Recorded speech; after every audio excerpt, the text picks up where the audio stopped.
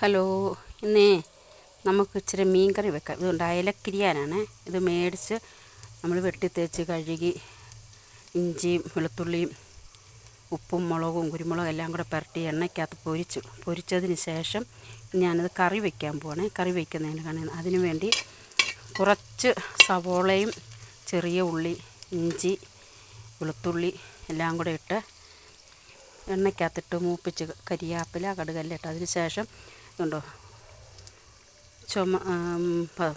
മുളക് പൊടിയും ശകലം മല്ലിപ്പൊടി ഇട്ടിളക്കി മൂത്തതിന് ശേഷം അധികം ചാറൊന്നും വെക്കാതെയാണ് വെക്കുന്നത്. ഇതൊരു പ്രത്യേക കറിയാണ്. തീ കുറച്ച് വെച്ച് ഇന്ന് അടുപ്പിലാണ് ഇന്ന് വെക്കുന്നത്. ഗ്യാസിലല്ല വെക്കുന്നത്. ഗ്യാസിനൊക്കെ വില കൂടുതലുമായി. ഞങ്ങൾക്കൊന്നും ഇവിടെ ഗ്യാസ് കിട്ടാനുമില്ല. അപ്പം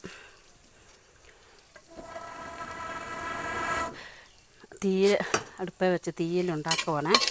ഇതെല്ലാം ചേർത്ത് നല്ല ശേഷം നമ്മൾ തക്കാളിക്ക നല്ല വട്ടത്തിലരിഞ്ഞു. അത് അരിഞ്ഞ് കുടംപുളി ചെറിയ 2 കഷ്ണം കുടംപുളി ഇട്ടുള്ളേ. അതും ഇട്ടതിന് ശേഷം എല്ലാം കൂടെ മൂത്ത് വരുമ്പോൾ ഇതൊന്ന്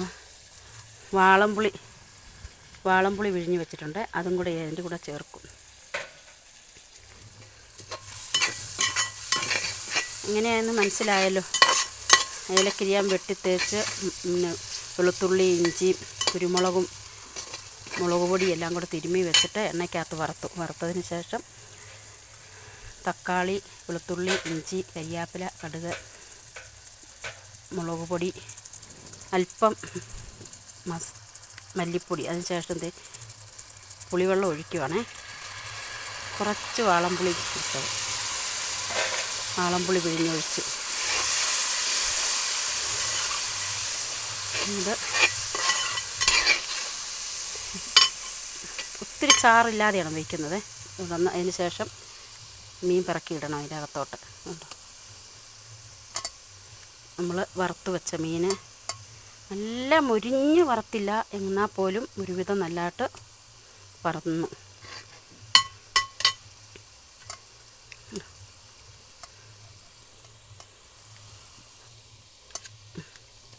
അതിൻ്റെ ശകലം ഉള്ളിയും മുളകെല്ലാം പൊടിഞ്ഞതൊക്കെ ഉണ്ടായിരുന്നു. അതെല്ലാം കൂടി അങ്ങോട്ടിട്ടു.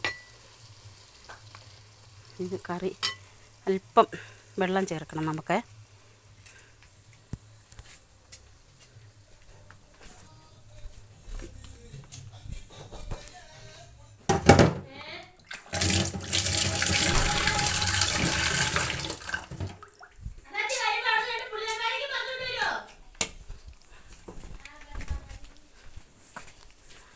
സ്വല്പം വെള്ളം കൂടി ഒഴിക്കാവേ. ഒഴിച്ചത് കണ്ടു. ഒഴിച്ച് നമുക്ക് നല്ല ടേസ്റ്റാണ് ഈ കറിക്ക്. നിങ്ങളും ചെയ്ത് നോക്കണം. അടിപൊളി ടേസ്റ്റാണ്.